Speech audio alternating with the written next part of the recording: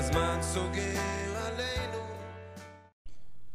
Shalom and bruchim habayim to Ahavat Ami's Torah blog, Panim ul Panim, where every Shabbat we look at the Torah portion.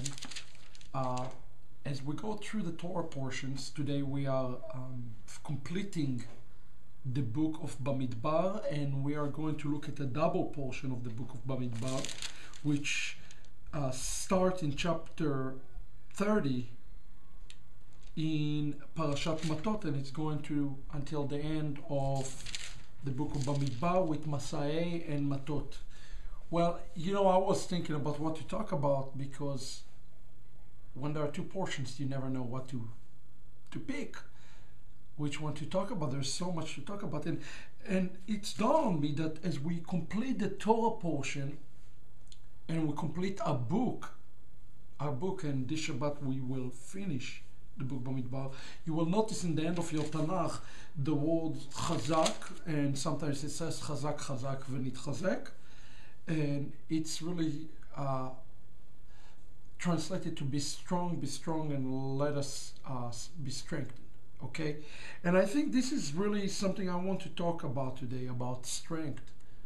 You know, we always think about drawing strength from the Lord, but the Torah portion, this Shabbat, teaches us that we're not just to draw strength from the Lord, but strength is something that we are to draw from our community. Strength is something that we're to draw from other believers. I want to talk a bit about chapter 32 today in the book of Bamidbar. We're reading about the tribes of Gad and Reuven and half of Menashe. To give you a synopsis, they are east of the Jordan River. They have not arrived to the promised land. And we read in this verse, you know, in chapter 32, in verse 4 and 5. In verse 5 we will read, and they said, this is Gad and Reuven speaking, if we found favor in your sight, they're talking to Moshe, let this land be given unto thy servant for our possession. Bring us not over the Yarden. They ask Moshe if they can stay put. Okay? And it's interesting that the response of Moshe is, and it says, and Moshe said into the Bnei, children of Israel, he's talking to those 2.5 tribes. He says to him, shall your brethren go to war, and shall you sit there? And wherefore will you turn away your heart from the children of Israel for going over into the land of Israel to the Lord has given them? This is an important, very important lesson, because Moshe rebuked them. Moshe goes on in verse 9. I want you to listen to verse 8 and 9. He says, thus did your fathers when I sent them to the Kadesh Barnea to see the land. And then he went and he's making parallel between the tribes of Gad, Reuven, and half of Menashe to the account of the spies. Okay, you remember what happened in the account of the spies, when the spies spoke evil. They spoke evil words against the land. And you think to yourself the question, how can it be that those 2.5 tribes committed in essence the same crime as the spies? Is it because they spoke against the land? Well, they have not spoken against the land. We know that from the text. But it is the fact that they are stopping their brothers short of conquering what Hashem is entrusted for Bnei Israel.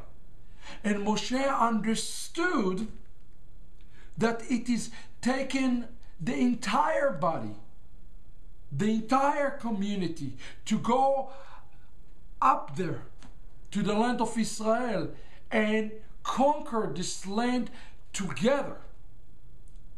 Wow, what a lesson we get from Moshe Rabbeinu, Moses, our rabbi.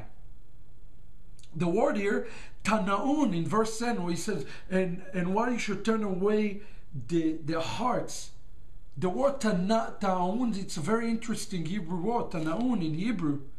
It's talking about the moving and pressing inward. Why, he said to him, really, why do you convince the rest of the 9.5 tribes not to go and receive the blessing from the Lord? Okay? And sometimes we don't do that just by words, we do it with action. And Moshe Rabbeinu teaches us that the action of a small fraction in the camp impacts the entire camp. Wow, what a difference between the models that some of us has raised up in be, that everything is about us as individuals and it's not about us as a community. Well, Moshe teaches us a great lesson here, and he says, yes, what we do as individuals, the decisions we make as individuals affect us as a community. You say our ability is explained to us, our ability to get to a place called a promised land is not an individual thing, but it is a community thing. It's something that it takes the entire people to get out there together and walk there together in supporting each other. You know, the words in the end of the Torah is the word chazak, chazak, v'nitchazek. In my opinion, they should be translated to, not to be strong, and let us be strengthened, but they should really be translated to be strong, and let us strengthen one another. Let us strengthen each other. Let us help to carry each other to the promised land.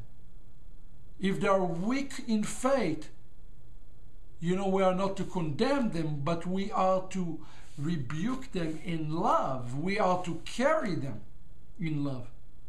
Rav Shaul teaches us that in the principle of Chassidut, that we are to bring, in essence, along the people to the kingdom. In modern Judaism, they even teach that when their person cannot do the tikkun or the restoration or the repair himself, we ourselves, in essence, need to be their Mashiach, their Messiah, and come and do the tikkun for them. Well, isn't that really the word of our Master?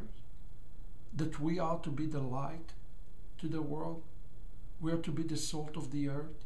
We are to go in front of our brothers. I want to encourage us today as this unfolding of our messianic movement, as we see it and we see what Hashem is doing, for us to say not only that we will not stay behind, but we will be the first one to go so we can get together to the promised land. I wish you all a wonderful Shabbat, a blessed Shabbat. Come and visit us and receive from the Lord. May Hashem bless you and keep you safe, and may He fill you with all the blessings from the heavenlies in this Shabbat. Shabbat Shalom.